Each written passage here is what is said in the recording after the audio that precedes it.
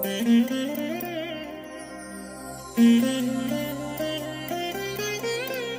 దినం పరము నుండి దిగివచ్చు మాట, ఇది నీ జీవితానికి వెలుగుల బాట, నీ ఒడిలో ఉంచబడిన దీవెనల మూట, అద్భుతాల ఆనంద ఊట.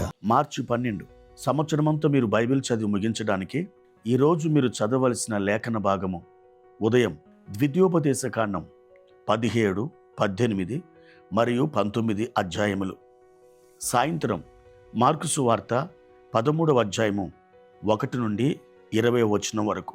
ప్రభునందు నాకు అత్యంత ప్రియమైన దేవుని బిడ్డలారా, మీ అందరికీ నా శుభాభివందనములు తెలియజేస్తున్నాను. ప్రియ దేవుని బిడ్డలారా, ఎలా ఉన్నారు? బాగున్నారు కదూ? ఈ ఉదయం దేవుని యొక్క మన్నా మీ యొద్దకు వస్తూ ఉంది. దేవుడు తన వాక్కును బయలుదేరదీశాడు. ఈ వాక్కు మీ ప్రాణములను నిలబెడుతుంది, మీ ఆత్మలను బలపరుస్తుంది.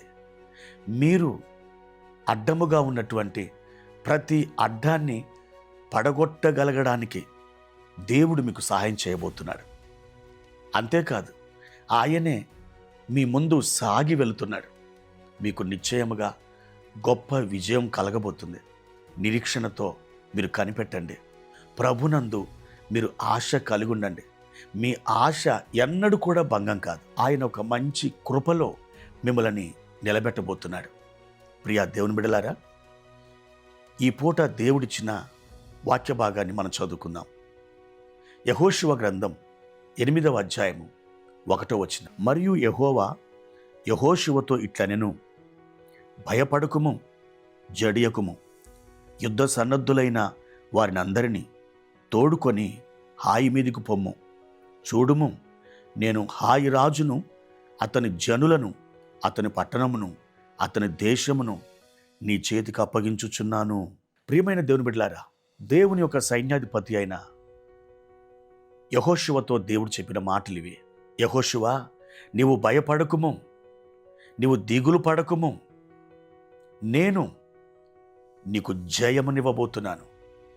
హాయిని, దాని యొక్క ప్రజలను, హాయి యొక్క రాజును నేను నీ చేతికి అప్పగించుచున్నాను. ప్రియమైన దేవుని బిడ్డలారా, ఇజ్రాయేలు ప్రజల ముందు ఒక గొప్ప విజయం దేవుడు సిద్ధపరిచించాడు. కానీ ఆ విజయాన్ని పొందాలంటే పోరాటం తప్పనిసరి కదా, యుద్ధము తప్పకుండా చేయాలి కదా. అవును, ఆ యుద్ధం ఎంత భీకరంగా జరగబోతుందో. ఓ యెహోషువ, ఓ ఇశ్రాయేలు యోధులారా, మీరు భయపడకండి, దిగులు పడకండి. నేను ఆ యుద్ధ భూమిలోకి దిగొస్తాను. హాయి పట్టణాన్ని, హాయి రాజుని, ఆ ప్రజల్ని మీ చేతికి నేను అప్పగిస్తాను. ఈ విధంగా దేవుడు తన బిడ్డల్ని ధైర్యపరుస్తూ యుద్ధ భూమిలోకి వారిని తోడుకుని వచ్చాడు. ప్రియమైన దేవుని బిడ్డలారా, మీ జీవితంలో ఎన్నో పోరాటాలు, ఎన్నో యుద్ధాలు.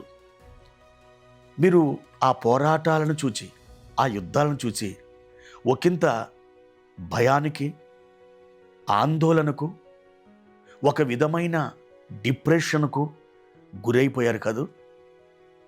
అయితే దేవుడు మీతో పాటుగా మీ పక్షమున ఆయన యుద్ధము చేయుచుండగా తప్పకుండా మీరు జయమును పొందుతారు, విజయాన్ని సాధిస్తారు.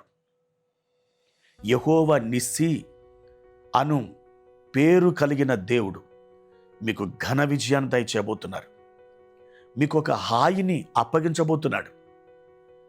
ఏ హాయి అయితే మిమ్మలను భయపెట్టిందో, హాయి అనే మాట చెబితేనే మీ గుండెలలో ఒక గగురుబాటు, ఒక గుబులు ప్రారంభమైందో, దాని విషయంలో ఈరోజు ఒక ఘన విజయాన్ని మీరు చూడబోతున్నారు.